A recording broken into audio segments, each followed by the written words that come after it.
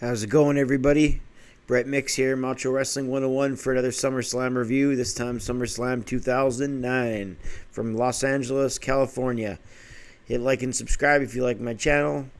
And let's continue with the SummerSlam reviews. This '09 one was a special one because it was the start of a long series of SummerSlams in Los Angeles.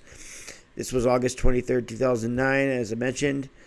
And this one began with Dolph Ziggler and Rey Mysterio. And there's a lot of celebrities in attendance, as they would later point out. But the Intercontinental title was on the line as Mysterio was the face champion, defending against Dolph Ziggler, the heel challenger. This one was a great opener. The counter wrestling was top-notch.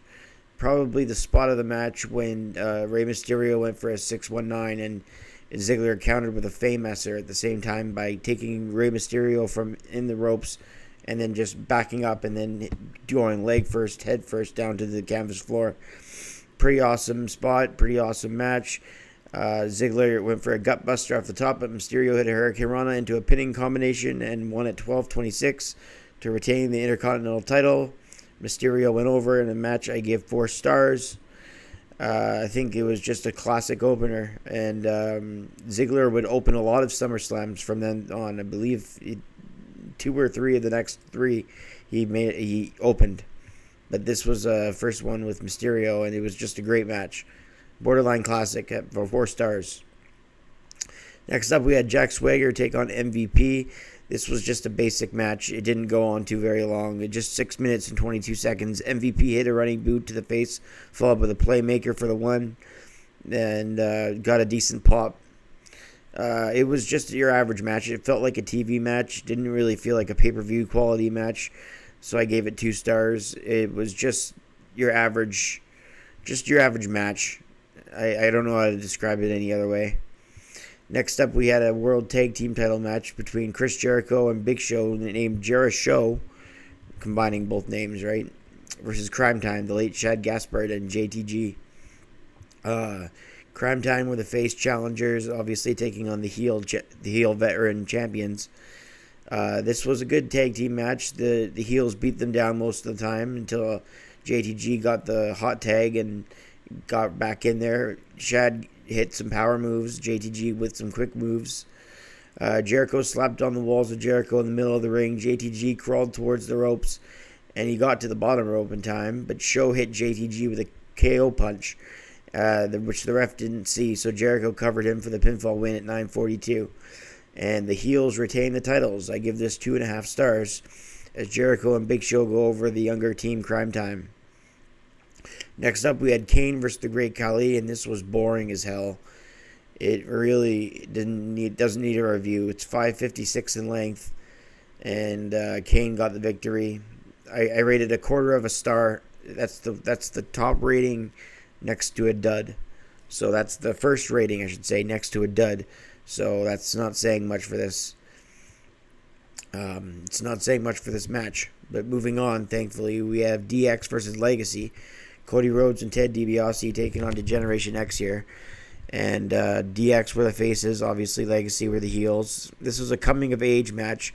I wonder how good this match would be if it was with Cody Rhodes of today against Triple H and Shawn Michaels. Because Triple H was only 39, I believe, at this point.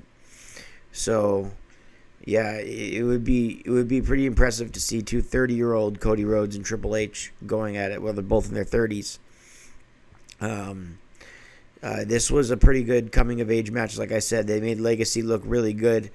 The match went 2 seconds over 20 minutes. So 20:02 is when Michaels hit Cody Rhodes for the super kick, and DX won the match. Like I said, the heels got their offense in. I think it dragged a little bit in parts, but I definitely still give it 3 stars. 3 stars for this match. ECW Championship, Christian and Regal. Christian hit the unprettier and won the match, or the kill switch, and he won the match in 8 seconds. So I'm just going to rate it a dud, because that's simple. ECW champion. It's clear they had no care for that brand when you look back at it, especially. Next up, we had Randy Orton and John Cena, and just like 2 years before this at SummerSlam, they meet, and just like Cena Batista the year before, they talked about how their careers paralleled each other.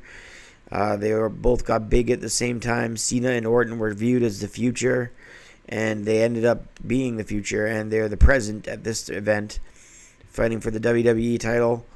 Fans, obviously, let's go Cena. Cena sucks. In the crowd, that was a big thing at the time, and it's a big thing pretty much all of John Cena's reign. This match stopped a couple times. The first time was with a roll up, and the second time was with a roll up when Chad Patton came running to the ring. The first time she misspoke and said Orton was the champion when Orton threw a clothesline to Cena, and he ended up getting a 3 count, but that was miscalled. The second time it was called because they had a roll up, and he counted too fast, but his legs were on the ropes. That's what I'm trying to figure out. His legs were on the ropes. And Lillian Garcia announced that Vince McMahon says that if Orton gets disqualified again, he will relinquish the title even if he loses by DQ. So he hit the referee the first time. The second time he got a roll up after all the counters, and Chad Patton told the referee that his legs were on the ropes. So this third time they began to restart the match. Cena slapped an STF on. The crowd were getting loud, and Orton kept fighting to get to the ropes, and there was a pause, and Orton went back in and then hit a DDT to Cena and went for the RKO and hit one right as Cena was distracted by outside. It looked like a fan was getting involved. So Cena was distracted by that. Orton hit a backbreaker, a neck breaker from the ropes, and then an RKO for the victory, and Randy Orton wins by pinfall.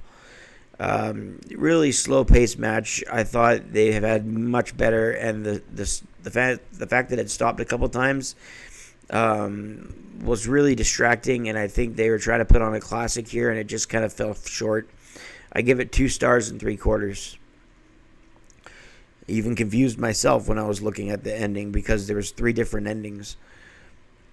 Next up, we had a really good TLC match between Jeff Hardy and CM Punk.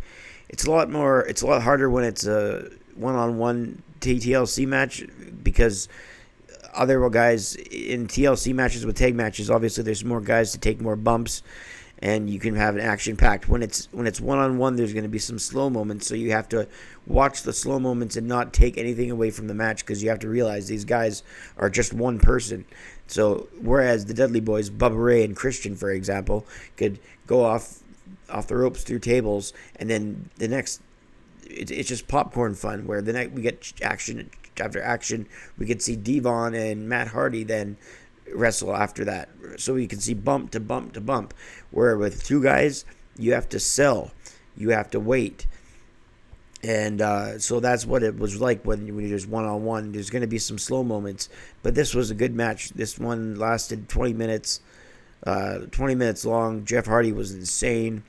CM Punk was the heel challenger, but ended up winning the world title at 21-34.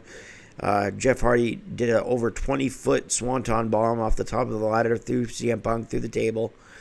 But Punk, when they were both up at the top of the ladder, kicked Jeff Hardy in the head, and Punk reached up and grabbed that world title. I rated 4 stars and a quarter.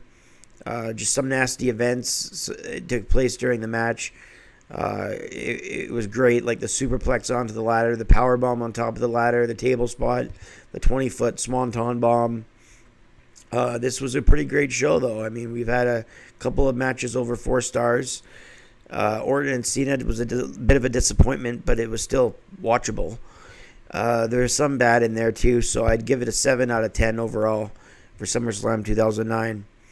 But what do you guys think about SummerSlam 09? Sound off in the comments section below. And we'll see you on the next one for SummerSlam 2010. And for SummerSlam 2009, I'm Brett Mix. Hit like and subscribe if you like my channel. And we'll see you on the next review. Thanks for watching, guys. I'm Brett Mix, and I'm out.